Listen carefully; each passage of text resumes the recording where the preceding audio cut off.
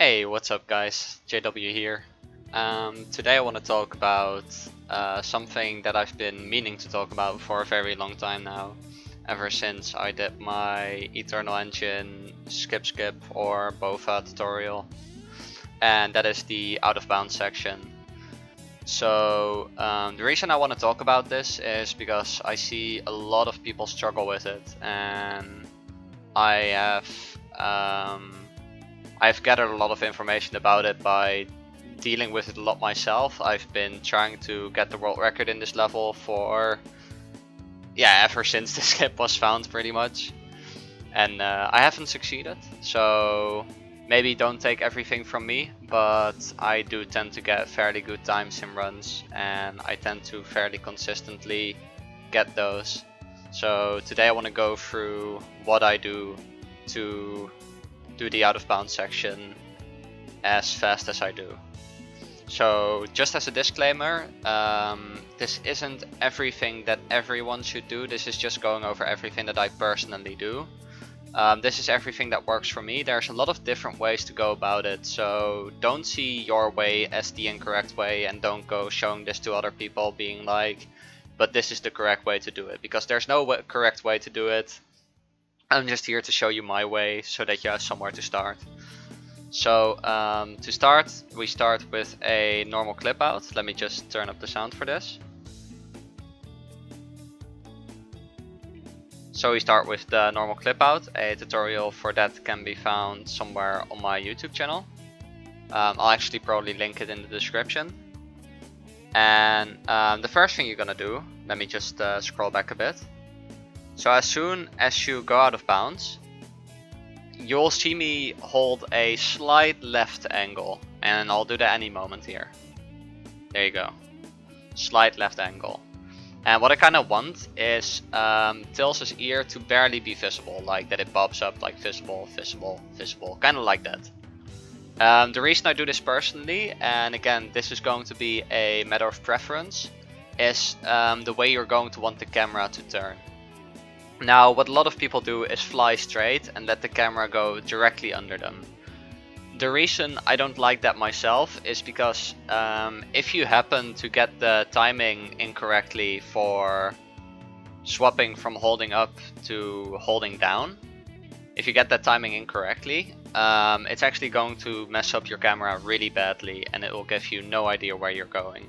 So for consistency's sake, I always do this.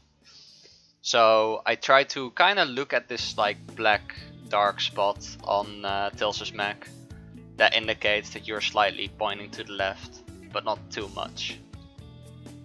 So you'll see that as the camera starts turning, I'll start counter steering as to try to kind of keep flying in that same direction. Like this is something you kind of gotta get a feel for. It's just fly into one direction, and as the camera turns, adjust your angle so that you don't start steering in a different way. And if you do this correctly, the camera will remain fairly tame, as you can see. From this point, the camera is completely turned, and I'll continue to hold a slightly down, ever so slightly left angle, and that is to compensate for the fact that my camera is still, like, if I were to aim down, I would end up too far on the right. So I want to kind of fly parallel with the stage. Again, something you got to get a feel for, because yes, it's because of all the optical illusions going on there. Like, you'll think that you're flying parallel when you're really absolutely not. So yeah, something you got to get a feel for. I'll scroll back another bit here. There's one important visual cue that I want to talk about here, and that is this wall right here. Okay, so there's an indicator here that I'm too far to the left. You want this wall to kind of be like here. You want it to kind of chip off somewhere around here. I don't know why my game isn't exactly like centered correctly. I'll have to fix that later. But yeah, you see this kind of chip here as the wall disappears. You want this to be a bit bigger. Otherwise that means you're a bit far to the right, as I was in this example. And then you'll get another example here. You'll see this little wall over here this tiny wall you gotta look out for.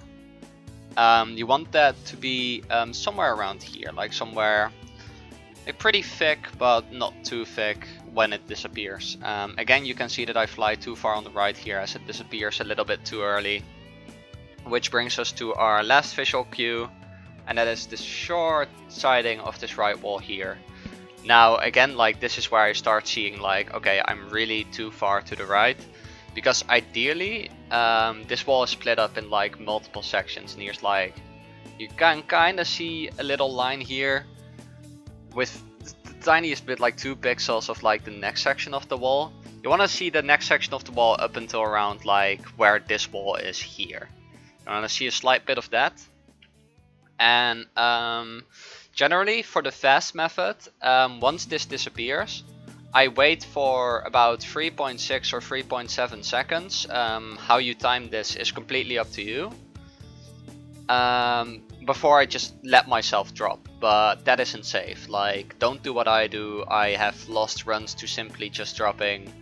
Try to get a bit of a feel for when you should start hovering again. And I actually managed to create a bit of an example for this. So you see that it disappears at around like 10:22. And then I wait until, okay, so I drop a slight bit early here. And that is because I know that I'm going to hover a bit again. Like, if you're gonna play it more safely, I would wait about 3.4 seconds. So that you have a bit of like hover time to do when you get at the lowest part. Which you can see here, like I dropped down for about, so I dropped at like 13.5. And like at around 16, that's when I start hovering again. So 2.5 seconds, get a bit of hover in there again.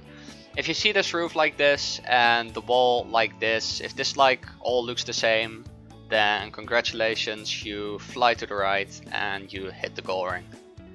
Nothing much to worry. I got a 117 here. This was with a fairly okay start, but not too amazing. Definitely something that anyone here can do. So yeah, this should be able to get you sub 120s. So yeah, that's pretty much it. This is the way I do the out of bounds section for Eternal Engine. I hope you guys will be able to take something away from it. I hope you guys will be able to use this for yourselves and get some fat PBs. And I hope you all have a wonderful day. Thank you guys for watching. Good luck on your runs and have a wonderful day. Goodbye.